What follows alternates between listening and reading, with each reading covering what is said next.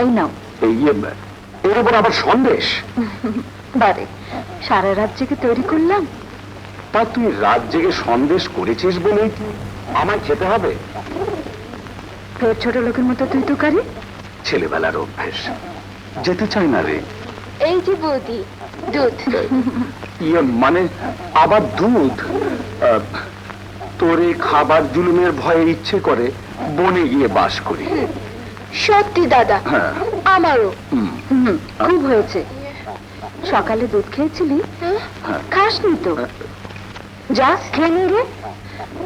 এখন ফের ভালো করে না খেলে বাঁচবে কি করে? তারপর শ্বশুর বাড়ি গেলে তারা বলবে বৌদি ঠিক মতো খেতে দেয়নি। যা। এই দেখলে শ্বশুর বাড়ির কথা কেমন দৌড়ে পালালো? ওর জন্য কিন্তু একটা পাত্র দেখতে হয়। আমি তো তোকে কতবার বলেছি তুই কা করিস নি। আরে আমি তো ভেবেছি পুটিকে বড় ঘরে খরচা করে বিয়ে দেবো। তারপর সর্বস্ব খুইয়ে পথের ফিকিরি হও। তাতে মন্দ কি? বষ্টম বষ্টমী হয়ে পথে পথে ঘুরে বেড়াবো। তুমি খোল বাজিয়ে কীর্তন গাইবে আর আমি মন্দিরে বাজাবো। মন্দিরা বাজাতে পারবি? না পারি, তোমার থলেটাতে বইতে পারবো। নাও। এই না বাবা, আমার অমন বৈষ্ণবকে অন্য সব বৈষ্ণবের সামনে বেরি করতে পারবো না। ওরে, সেখানে শুধু বৈষ্ণবী থাকে না, বৈষ্ণব থাকে। যা। এই সুন্দরী বৈষ্ণবীকে নিয়ে তখন আমার দশাটা কি হবে? ছি ছি ছি ছি, কোনো কথাই তোমার মুখে আটকায় না। কই খাও। আর পারবো না, দোহাই বিরাজ। অন্য মনস্ক হয়ে গল্প করতে করতে খেয়ে নাও, পারবে। বিরাজ। দেখো, অমন রান্না করলে দেখবে সত্যি বাড়ি থেকে বেরিয়ে যাব। আমাকে ছেড়ে দুদণ্ড থাকবার সাহস আছে তোর? যেদিন যাব সেদিন বুঝবে। তোকে একদিন দেখতে না পেলে আমি পাগল হয়ে যাব বিরাজ। ছাড়ো, ঘাটে যাবো যে।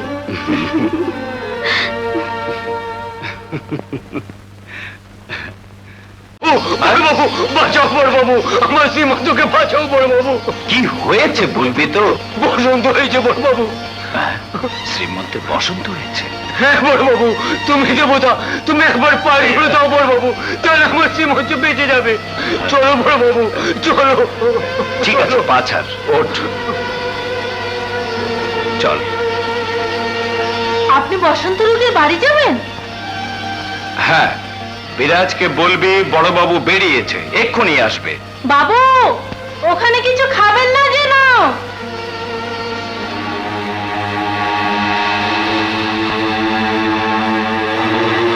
শ্রীমন্ত, শ্রীমন্ত, আমার শ্রীমন্ত, আমার শ্রীমন্ত। ভগবান, আমি কি পাপ করেছিলাম ভগবান, আমার শ্রীমন্ত নেই। মোড়ল, ওঠো মোড়ল। বড়বাবু, বড়বাবু, আমার শ্রীমন্ত নেই বড়বাবু, আমার শ্রীমন্ত নেই। মোড়ল, এই কথাটা সবসময় মনে রেখো, ভগবান যা করেন মঙ্গলের জন্যই করেন। কিসের মঙ্গল? মঙ্গলে যদি হতো তারা এই অবাকাকে চোখে দেখলে না কেন? এই অভূত যার জীবন শুরু হয়নি তাকে তুমি নিয়ে গেলে, হয়ে গেলাম বড় বাবু।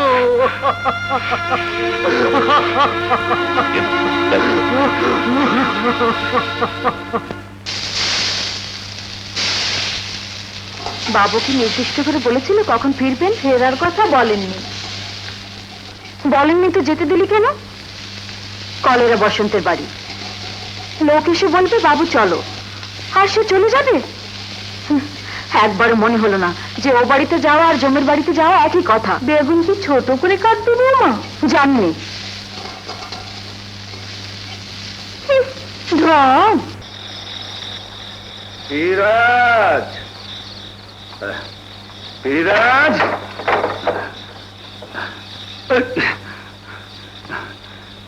বিরাজ,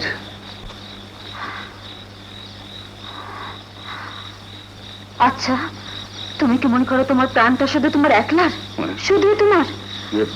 হতে কারো কিছুই বলবার নেই? আর তোমার যা ইচ্ছে তাই করে যাবে? কিন্তু মতি মোড়লের কান্না দেখলে... সত্যি তো, মোড়লের কান্নাই দেখলে,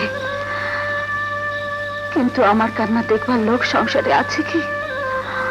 আমাকে আমাকে তুমি আর কত জ্বালাবে বলে দাও। তুমি রাগ করলে আর কোথাও যাব না। একটা কাঁথা দাও, ভীষণ শীত শীত করছে। শীত শীত করছে? হ্যাঁ। ও মা, গা যে পুড়ে যাচ্ছে। এই, কি হলো? না, এই শোনো, ঠিক করে শো। এই পুটি, এই কি হলো? শোনো, ছোট বউ, ছোট বউ, পুটি, পুটি। ওগো, শুনছো? শুনছো? শিগগির এসো, দিদি ডাকছে। কি হলো? ছোট বউ, দিদি নিশ্চয় কিছু হয়েছে। জয় 104 ডিগ্রি।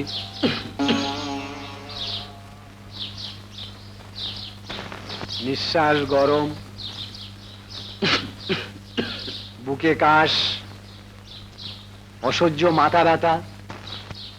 মানেটা হলো কেস ভালো না। যদি বেরিয়ে যায় গুটি পোকা, বুঝেছো? বসন্ত। আরে হলে আর রক্ষা নেই, একেবারে মহামারী। কে কাঁদে? আরে কাঁদতে নেই, কাঁদলে অসুখ ভালো হবে? কেঁদে কোনো লাভ নেই, সবই তার ইচ্ছা। তাকে ডাকো, বুঝেছো? আমি আর কাঁদবো না মা, তুমি আর আমাকে কাঁদতে দিও না।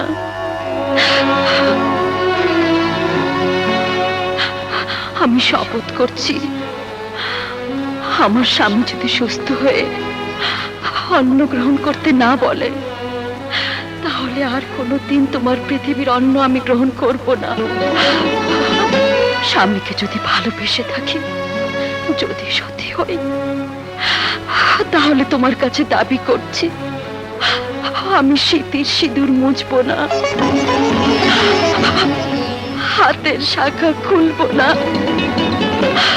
আমি আমি দাবি করছি গো মা, আমার স্বামীকে ভালো করে দাও, ভালো করে দাও, ভালো করে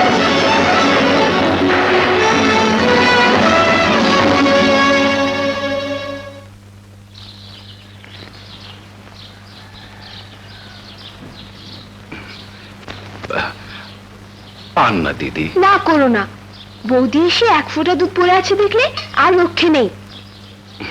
আমি বেঁচে আছি না রে। কিন্তু আরেকজন যে মরতে বসেছে, আজ 5 দিন হলো বৌদি শুধু জল খেয়ে আছে। বলিস কি? হ্যাঁ দাদা। বিরাজ, দাদা, হ্যাঁ? তোমার জন্য কাচারি থেকে পাঁচন এনেছি। হ্যাঁ? স্বপ্নলব্ধ ওষুধ, 1 টাকা 9 আনা দাম। দামটা কি এখনই নিতে চাও? কি, তুই কি আমাকে এতই ছোট মনে করিস? ছোট বড় বুঝি না ছোটদা, তবে এটুকু বুঝি যে আজ হঠাৎ করে 1 টাকা 9 আনার ওষুধ না খেলেও আমার দাদা বাঁচবে।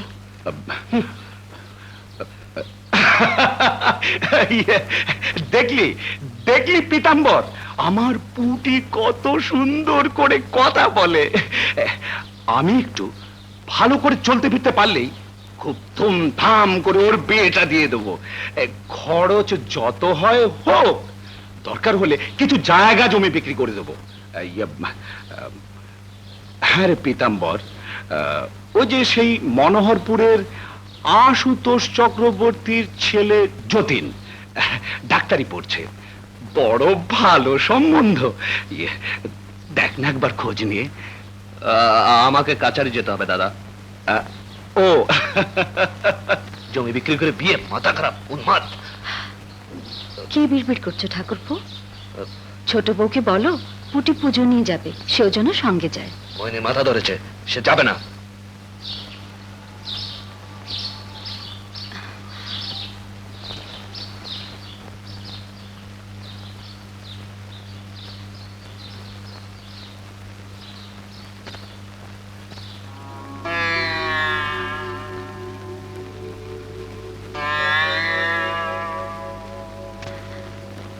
একটুখানি ছুঁয়ে দাও।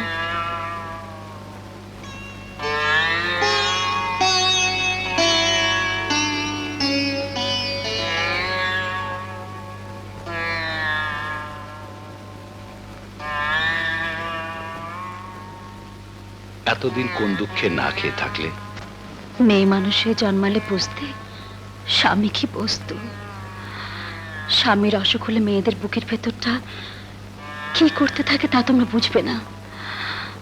মেয়ে মানুষের স্বামী সর্বস্ব।